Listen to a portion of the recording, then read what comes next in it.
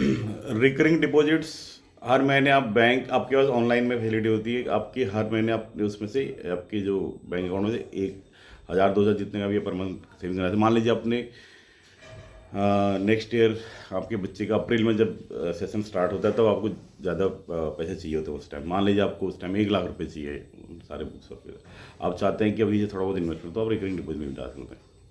तो हर महीने आप उसमें डालिए रिकरिंग डिपॉजिट, थोड़ा बहुत इंटरेस्ट में मिल जाएगा, बेटर देन सेविंग अकाउंट मिल जाएगा, है ना।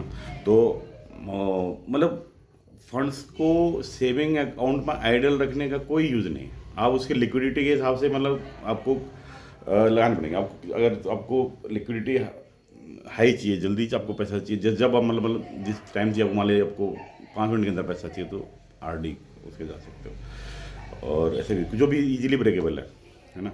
और तो आप अपने मतलब इस तरह से जो शॉर्ट टर्म प्लान है आरडी के थ्रू भी अच्छे आरडी आपसे ऑप्शन है, बजाय कि आप सेविंग अकाउंट बिल्कुल पैसा वो रखने के। जैसे मैंने पिछले वीडियो में बताया था कि एसआईपी है, एसआईपी की तो फिर आपको थोड़ा रेगुलर चलाना पड़ेगा, लेकिन अगर मान लीजिए आपकी फीस और अगर भी प्लान करें तो आरडी के थ्रू आप उस तरह कर सकते हैं। और आपने कोई कार लेने का प्लान किया, कार चेंज करने का प्लान किया, उसको भी कर सकते हैं। और एसआईपी भी कर सकते हैं। मान लीजिए आपको कार लेने का प्लान है 3 साल बाद, तो आप एसआईपी में जाइए। आपको 6 महीने है तब तक आप आरडी में जाइए। आइडल पैसा रखना मेरे हिसाब से मैं मानता हूँ कि सेविंग अकाउंट में नहीं रखना चाहिए।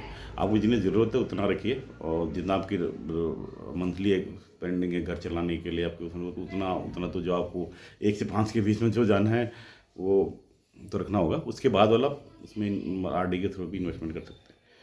तो प्लान कीजिए, प्लान बहुत ज़रूरी है, बहुत बहुत ज़रूरी है अपनी इन्वेस्टमेंट प्लान करना। अगर जितनी आप जल्दी प्लान करोगे उतना ही आपको लाइफ इजी होगी। अदरवाइज़ क्या होगा कि जितना हम लेट प्लान करते हैं, जितना आप लेट ईयर्स में करोगे तो उतना एक तो फंड इकट्ठा नहीं हो पाएगा। एक दूसरी चीज़ ये है कि जो रिटर्न उतना मिल नहीं पाएगा, है ना। आप कोई चीज़ 25 साल चलो, मैंने देखा है कि 10 से 15 साल में जिसने शुरू में 1,000 2,000 5,000 की एफडी की थी वो लाखों में उनको रिटर्न मिला है ना। तो इसीलिए जितना जल्दी आप प्लान करेंगे आपके पास जितना ज़्यादा टाइम होगा उतना आप वो करना चाहिए, जल्दी प्लान करना चाहिए, है ना।